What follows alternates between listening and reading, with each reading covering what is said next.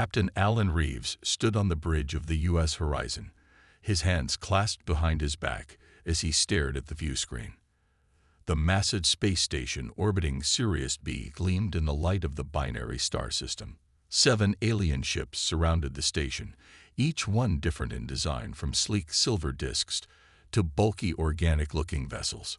"Captain, we're receiving the approach coordinates," said Lisa Bennett from her communications station. Her fingers moved quickly over the control panel. "But there's something odd about them." Alan turned. "Odd how?"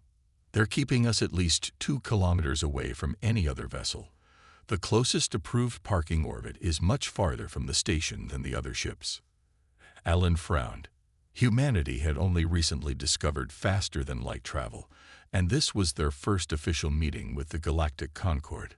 The message inviting Earth to send representatives had been unexpected, but welcomed with excitement. "Follow their instructions, Lieutenant Harris," Alan told his pilot. "Let's not make waves on our first day." As the horizon moved into position, Alan noticed something else strange.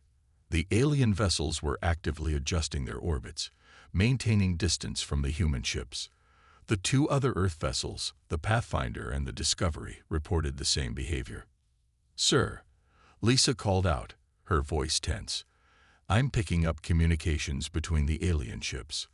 Our translator can't make sense of most of it, but there are repeated warning tones and what seems to be alarm signals." "Are we violating some protocol?" Alan asked. "Not according to the guidelines they sent us," replied First Officer Doug Wilson, checking his tablet. "We're exactly where they told us to be." The station sent docking instructions for their shuttle. Alan selected his diplomatic team. Himself, Lisa for communications, Science Officer Karen Mitchell, and Security Chief Olivia Walsh. The shuttle ride was quiet, everyone feeling the weight of representing humanity on this historic occasion. When they docked and the airlock opened, they were met by a group of station officials, a mix of species unlike anything they had seen before. A tall, blue-skinned humanoid stepped forward. "Welcome to Sirius Station. I am Coordinator Nyleth. We are pleased you have joined us." Despite the friendly words, Nyleth's 4 eyes kept darting nervously between the humans. Alan stepped forward with a smile, extending his hand. "Captain Alan Reeves of the U.S. Horizon. We're honored to be here." A reptilian delegate with copper scales and vertical pupils visibly flinched when Alan's hand moved forward. No one took his offered handshake. "Please follow us to the diplomatic quarter," Nyleth said, maintaining unusual distance from the humans. As they walked through the station's curved corridors, Alan noticed how other aliens pressed themselves against walls to avoid coming close. Some even changed direction completely. "Have they been briefed about human customs?" Karen whispered. "Maybe handshakes are offensive." "The briefing materials didn't mention anything like that," Doug replied quietly. "They seem afraid of us." The diplomatic quarter was a large circular room with 7 sections, each decorated according to the preferences of a different species. The human section had been prepared with tables, chairs, and what appeared to be Earth-like plants. As the formal introductions began, Alan noticed how the alien diplomats kept glancing at the spaces just beside or behind the humans, as if seeing something that wasn't there. The reptilian diplomat, introduced as Ambassador Zrex, finally addressed this behavior. "We must apologize for our discomfort. Your species is new to us, and your nature is somewhat startling." "Our nature?" Alan asked, confused. Zrex's tongue flicked out nervously. "It is nothing to discuss now. The important matter is establishing diplomatic relations." But as the meeting continued, the aliens' unease never disappeared.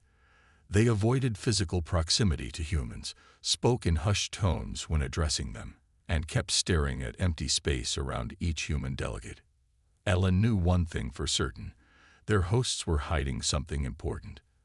And whatever it was made humans the most feared newcomers in the galaxy. 2 weeks passed since the first diplomatic meeting. The humans gradually settled into their quarters on Sirius Station, though the strange behavior of the aliens continued. They never approached humans without obvious necessity and always kept a careful distance.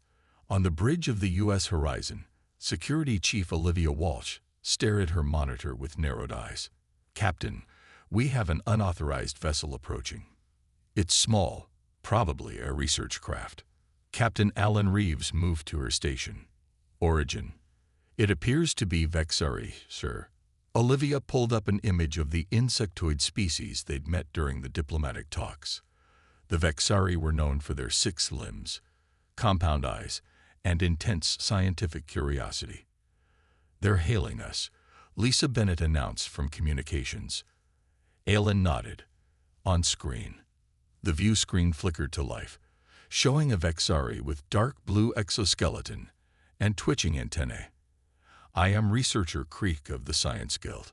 I request permission to board your vessel for scientific observation." Alan exchanged glances with his officers. This was unexpected. None of the alien species had shown any interest in visiting human ships. "May I ask the purpose of your visit, Researcher Creek?" The Vexari's mandibles clicked rapidly. "Pure scientific inquiry, Captain. My specialty is xenobiology. Your species presents unique characteristics worthy of study." After a brief discussion with his senior staff, Alan granted permission. This could be a chance to improve relations and learn why the aliens seemed so fearful. "Chief Engineer Donovan and Science Officer Mitchell will join me in welcoming our guests," Alan told his crew. "Olivia, maintain security protocols." When the Vexari vessel docked, 4 insectoid aliens emerged cautiously through the airlock. Creek led the group, his large compound eyes reflecting the corridor lights. The translator device on his thorax hummed softly as he spoke. "Thank you for allowing this visit, Captain. My colleagues are specialists in various scientific fields." Alan smiled. "Welcome aboard the Horizon. We're happy to show you around." The tour began smoothly. The Vexari were fascinated by human technology, though Alan noticed how they constantly glanced at the spaces around each crew member they passed. They asked questions about propulsion systems, environmental controls, and human biology. "Our mess hall is just ahead," Chief Engineer Peter Donovan explained. "Most of our off-duty crew should be there now." As the doors slid open revealing dozens of humans eating, talking, and laughing, the Vexari reaction was immediate and shocking. All 4 aliens froze completely. Their limbs locked in place, and their antennae went rigid. "So many," Creek's translator stuttered. "They are everywhere, surrounding each one. Is something wrong?" Karen Mitchell asked, reaching out in concern. The gesture sent the Vexari into panic. Their translators emitted series of high-pitched clicks and whirs that the human devices couldn't process. Without warning, all 4 turned and began rushing back toward their docking port. "Wait," Alan called, hurrying after them. "What's happening? Did we offend you somehow?" Creek paused briefly at the airlock, his body trembling visibly. "Not your fault. You don't know. You cannot see them." "See what?" Karen asked. "The Guardians. The Ancient Ones. They watch us through your eyes." The Vexari scientist's voice was shaking. "Never in all our studies have we encountered such a symbiosis. They are bound to you, protective, territorial." Before Alan could ask more questions, the Vexari disappeared into their ship. Minutes later, they undocked and moved away at maximum speed. Alan stood in the corridor with Peter and Karen, all 3 bewildered by what had just happened. "Sir," Lisa's voice came through the comm. "The Vexari vessel is transmitting to all ships in the system. They're sending some kind of warning about our ships." Alan frowned. "A warning about what?" "The translator can't make sense of most of it," Lisa replied. "But one phrase keeps repeating. The humans are not alone." "Play it again," Captain Alan Reeves ordered. Leaning forward in his chair, the senior staff of the U.S. Horizon sat around the conference table, watching the recording of the Vexari visitors for the 3rd time. Karen Mitchell paused the video at the exact moment when Creek, and his team froze in the mess hall doorway. Their body language changes completely here. Look at the antenna, rigid with alarm. And those words, Alan mused. The Guardians. The Ancient Ones. What could they possibly mean? After the incident, Alan had ordered a full investigation. The aliens' bizarre reaction and hasty departure had created a diplomatic mess. The Galactic Concord representatives were demanding explanations that the humans couldn't provide. I've analyzed the environmental data from the mess hall, Karen said, pulling up charts on her tablet. Air composition, temperature, radiation levels. Everything was within normal parameters for both humans and Vexuri. Chief Engineer Peter Donovan scratched his chin. Could it be something we can't detect? Something our instruments aren't designed to measure? Alan nodded. That's what I'm thinking. Science Officer Mitchell, I want you to run every scan possible. If there's something unusual on this ship, I want to know about it. In the communications center, Lisa Bennett and Dr. Frank Martinez, the ship's linguist, worked long hours monitoring alien transmissions. The Vexari incident had sparked intense communication between all alien vessels. There it is again, Frank said, pointing to a pattern on his screen. This word cluster, it keeps appearing in different alien languages. Lisa adjusted the translation parameters. The closest match in English seems to be the invisible ones or the hidden passengers, always in reference to human ships or human presence. Frank frowned, his fingers tapping rapidly on his console. I've been going through the xenobiological database the Concord shared with us. There's something interesting in Vexari cultural history. He pulled up ancient-looking inscriptions covered with Vexari script. These are religious texts from their pre-space era. They contain myths about invisible entities that supposedly attach themselves to sentient beings. The Vexari called them soul shadows and believed they fed on emotional energy. You think they believe in ghosts? Lisa asked skeptically. Not exactly. More like parasites that exist on another plane of perception. Frank enlarged an image showing Vexari artwork, a figure surrounded by wispy, claw-like shapes. The interesting thing is, similar myths appear in multiple alien cultures, with different names but remarkably similar descriptions. Meanwhile, Karen had converted one of the science labs into investigation headquarters. Sensor equipment lined the walls, much of it modified to detect energies and wavelengths normally ignored by human technology. Nothing, she muttered, reviewing the results of her latest scan. Whatever spooked the Vexari, our equipment can't see it. Then she had an idea. During the diplomatic meetings, she had noticed the Raxan delegates using unusual devices, sensors that seemed capable of detecting things beyond normal space. Karen requested a meeting with the Raxan scientists, who reluctantly agreed after much diplomatic pressure. The four-armed, gray-skinned aliens arrived with visible nervousness. We seek to borrow scanning technology, Karen explained, to understand what happened with the Vexari. The lead Raxan scientist, Pelver, hesitated. Your species truly cannot perceive them. This is not some elaborate deception. Perceive what? Karen asked, frustration evident in her voice. The aliens exchanged glances before Pelver spoke. We will provide a modified scanner. But be warned, knowledge changes perception, and perception changes reality. Some truths are better left undiscovered. Hours later, Karen returned to the horizon with a small metallic device. The alien technology felt warm in her hands, pulsing gently as if alive. As she set up the equipment in the lab, she couldn't shake Pelver's parting words. When you see what walks beside you, remember, they have been there all along. Karen Mitchell hadn't slept in 36 hours. The alien scanner sat on her workbench, its unusual controls now somewhat familiar after hours of careful experimentation. Captain Alan Reeves had assigned her a private lab for this work, concerned about possible effects on crew morale. Run the scan again, she told her assistant, Sam Bell, rubbing her tired eyes. Focus on the mess hall this time. The Raxan device hummed softly as Sam activated it. It projected a three-dimensional field that filled the center of the room. At first, the projection showed only the empty mess hall, tables, chairs, serving stations. "Now bring in a test subject," Karen said. Sam nodded and spoke into his communicator. "Lieutenant Gray, you can come in now." The door slid open, and Navigation Officer John Gray stepped inside, still playing with the alien toy Karen. As John entered the projection field, something extraordinary happened. The device showed a faint, shimmering presence surrounding him, a vaguely humanoid shape of swirling energy that seemed to overlap with John's body while extending slightly beyond it. Karen gasped. "Do you see that?"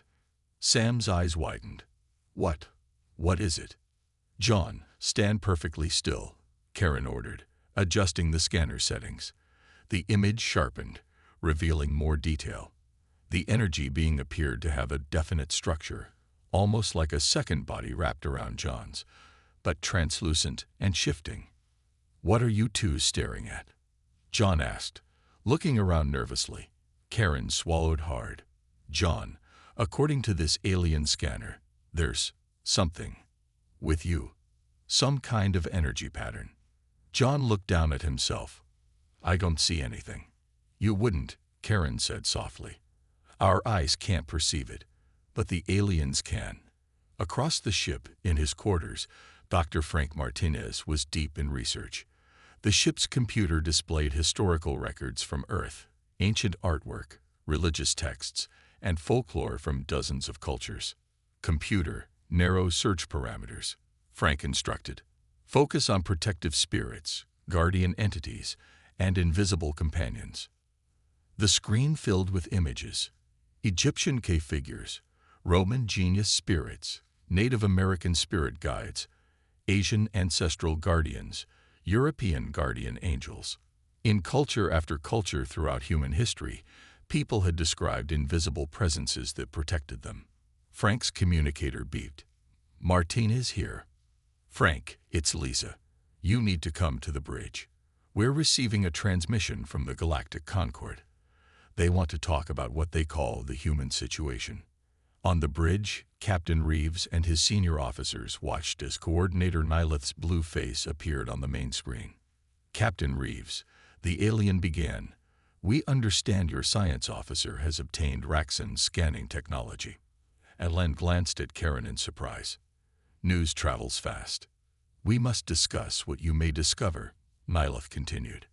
"It has become clear that humans are unaware of their companions." "What companions?" Ellen demanded. "What exactly are you seeing that we can't?"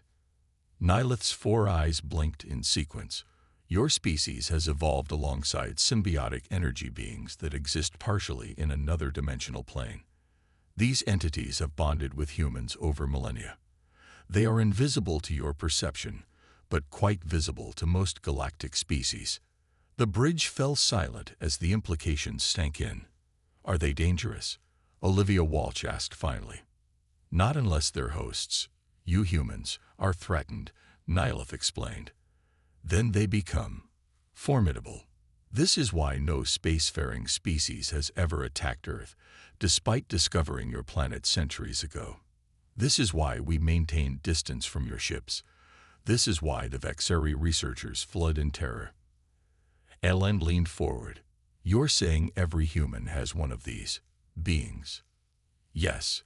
They hover near you like protective shadows, some ancient and powerful.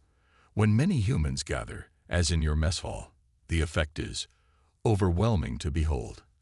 Karen's communicator beeped urgently. She answered it, listened briefly, then looked up at the captain with wide eyes. "Sir, you need to see this.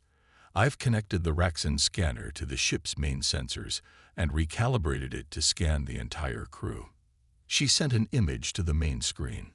The display showed the horizon from a cutaway view. Every crew member was surrounded by a glowing presence, hundreds of energy beings throughout the ship, intertwined with the humans, but distinctly separate entities. "My God," Ellen whispered, "we've never been alone." "Emergency meeting in 5 minutes."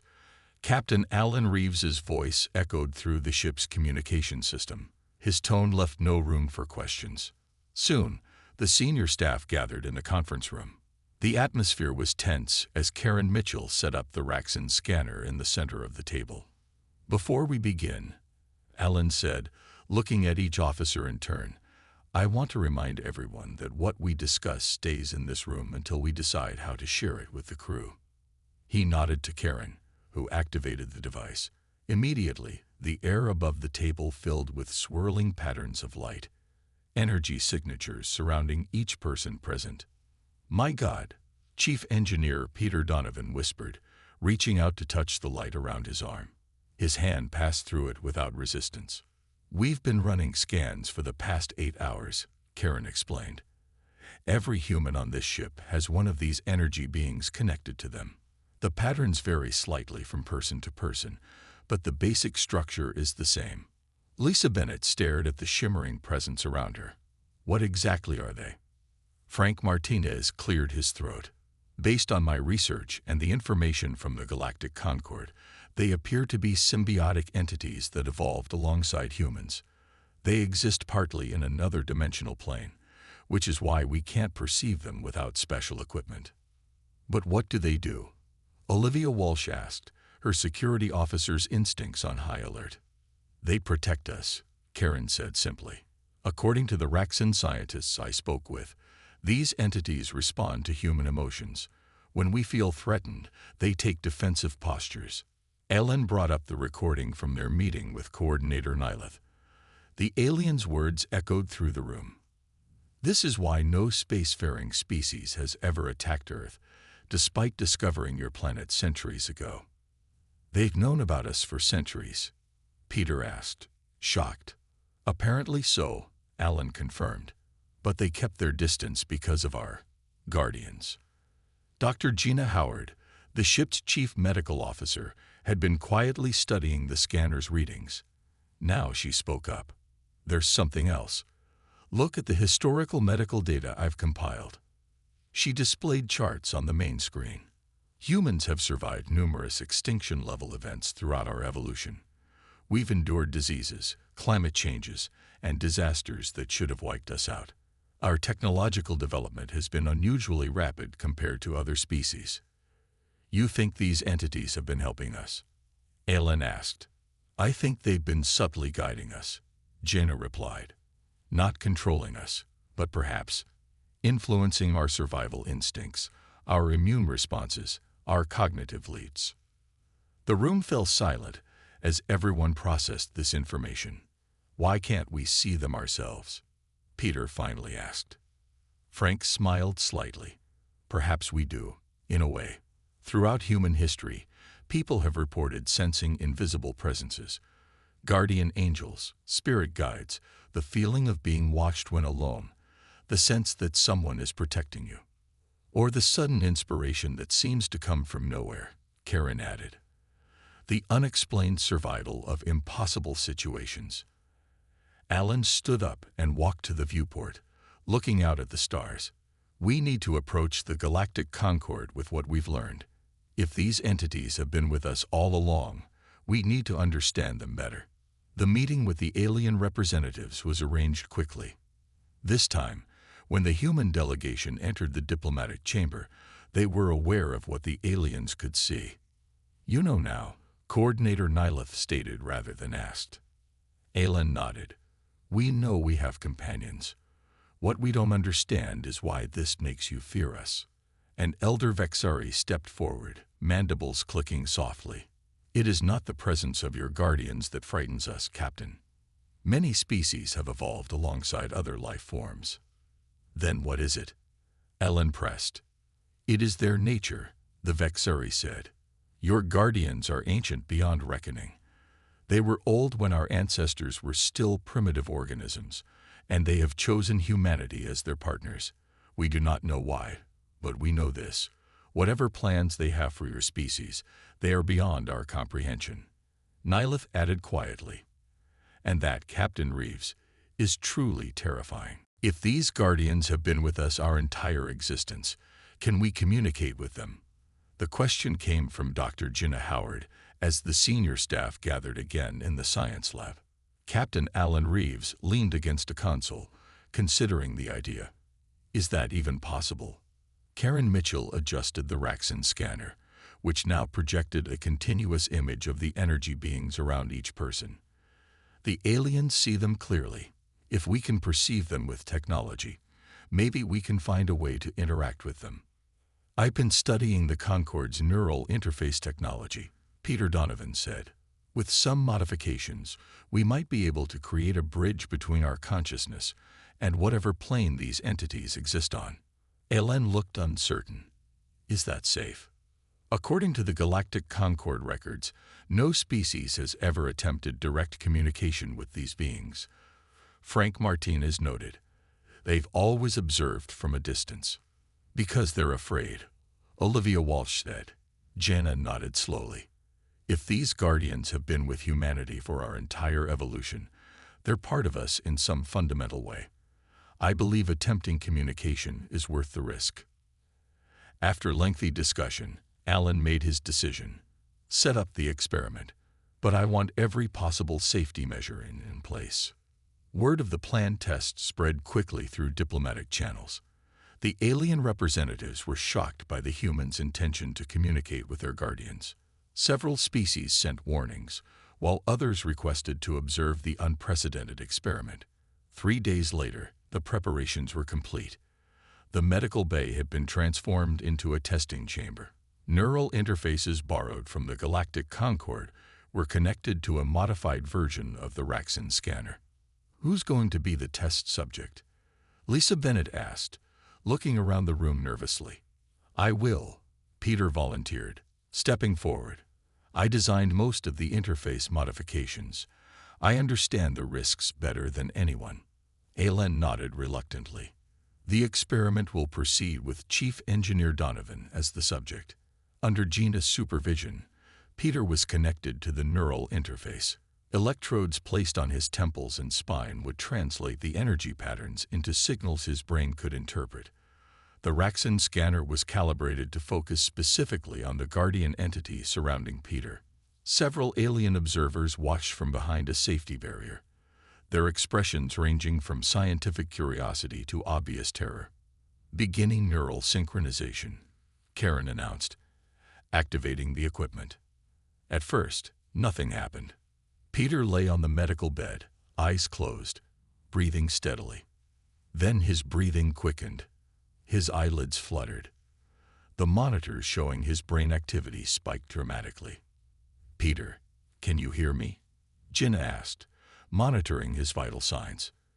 Yes, he whispered. His voice sounded strange, deeper, resonant in a way that sent chills through everyone present. I can see it now. What do you see? Alan asked. It's enormous, ancient. I feel like I'm looking at a mountain. No, an ocean. Something vast. Peter's words came slowly, as if he was struggling to translate concepts that had no human equivalent. It's been with me my whole life. With all of us. For all our lives. The alien observers murmured among themselves, backing away from the barrier. Is it aware of you? Can you communicate with it? Karen asked. It's always been aware, always listening. Not just to our words, to our thoughts, our feelings. Peter's body suddenly tensed. It knows we're trying to reach it. It's responding. The scanner's image of Peter's guardian changed, the swirling energy focusing and intensifying. The room's lights flickered as power surged through the systems. What is it saying? Ellen pressed. Peter's eyes opened. Instead of their normal brown, they glowed with an inner light that matched the scanner's image. When he spoke again, his voice carried an echo, as if another voice spoke with his. We have always been here. Before your first words, before your first tools, we chose your kind when you were still new to the world. We have watched. We have guided. We have protected. The alien observers were now pressing against the far wall, some visibly trembling. Why? Alan asked the question everyone wanted answered. Why us? Peter turned his glowing eyes toward the captain. Because of all the species that walk the stars, only humanity dreams as we do. The events of the past month changed everything. Word spread quickly through the Galactic Concord about the humans who had communicated with their guardians. Captain Alan Reeves found himself at the center of intense diplomatic activity. "The Mardoxian delegation is requesting a meeting, sir," Lisa Bennett reported as Alan entered the bridge. "That's the 5th species today." Alan sighed. "Tell them we'll meet tomorrow. Right now, we need to focus on our own crew." After Peter Donovan's experience, the entire ship had been in turmoil. Some crew members were eager to try the neural interface themselves, while others were unsettled by the revelation that they had never truly been alone. In the medical bay, Peter sat up in his bed as Alan entered. The chief engineer looked different somehow, calmer, more focused. "How are you feeling?" Alan asked. "Changed," Peter replied simply. "I can't see it without the scanner now, but I can feel its presence, like knowing someone is in the room with you even with your eyes closed." Dr. Gina Howard approached with a tablet displaying Peter's latest test results. His brain activity has stabilized, but there are new neural pathways forming. Whatever happened during that connection has permanently altered his perception. "Is it dangerous?" Alan asked. "I don't think so," Gina said. "If anything, his cognitive functions have improved. He's processing information faster than before." Later that day, Alan met with Coordinator Nyleth and representatives from 12 alien species in the station's diplomatic quarter. The mood was different from their first meeting. The fear remained, but now there was also curiosity. "We have observed your kind for centuries," a tall, crystalline being said. Its voice chimed like glass bells. "Never did we imagine you would bridge the gap between worlds so quickly." "We've prepared new diplomatic protocols," Nyleth added, passing Alan a data crystal. "Your species represents a unique situation in Concord history. You are not simply humans. You are partnerships between humanity and ancient entities." "We have a request," Alan said. "We want to understand these guardians better.